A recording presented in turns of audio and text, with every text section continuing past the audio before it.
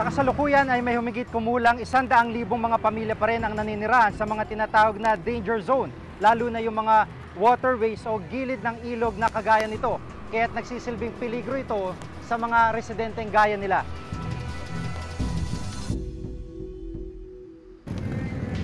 Una nang sinabi ng pamahalaan noong nakarang taon na ililikas ang 20,000 pamilya na nakatira sa mga danger zone sa Metro Manila.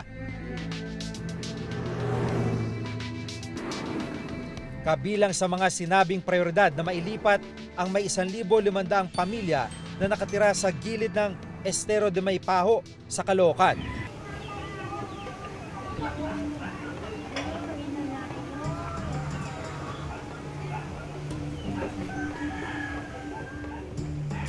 Dito nakatira ang pamilya ni Aling Edita Cadorna, 52 taong gulang.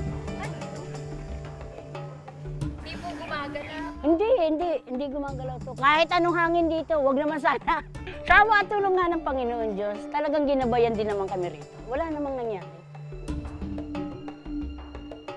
Ang sabi, magkakaroon daw ng relokasyon, sa bawat pamilya ay magbibigay daw yata ng 18,000 para budget.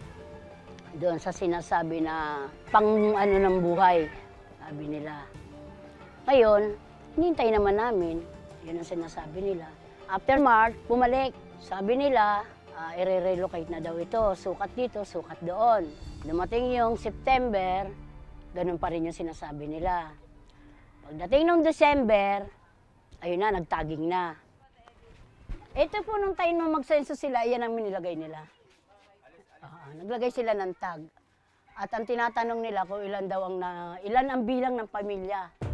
Inilagay raw ng National Housing Authority ang mga tag na iyon para maging tanda at bilang ng miyembro ng kada pamilyang ililipat sa relocation sites. Pero matapos ang tagging noong Disyembre 2013, wala na rin muling natanggap na abiso ang mga residente rito.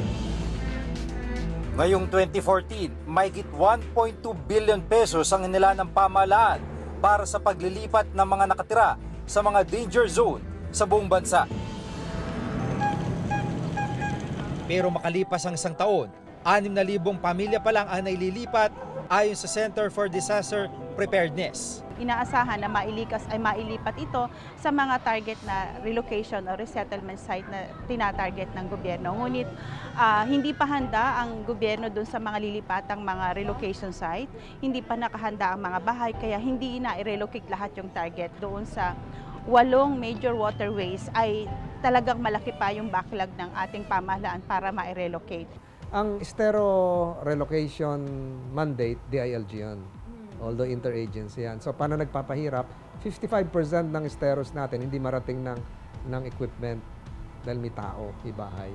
Yung pag-aalis naman, although hindi kami yung lead, bago mag-alis, kailangan may malilipatan na. Sa mapang ito mula sa MMDA, nasa halos 72 mga waterways sa Metro Manila na barado. Nawawala at hindi na maayos na nadadaluyan ng tubig.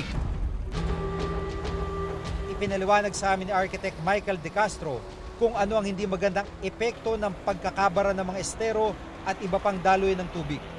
Tinirahan nila yung easement kasi sa mga ganitong estero dapat at least may 3 meters both sides.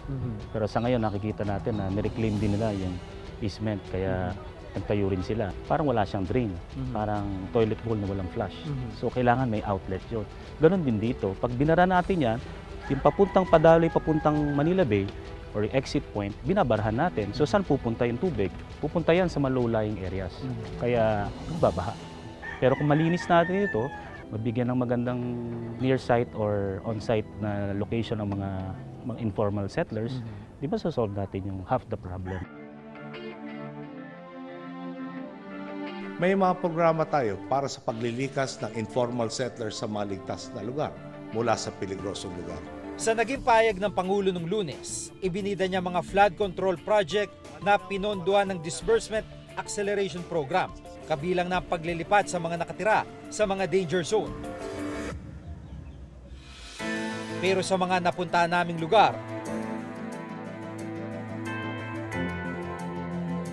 malinaw na may malaki pang problemang hindi pa rin nasusolusyonan hanggang ngayon.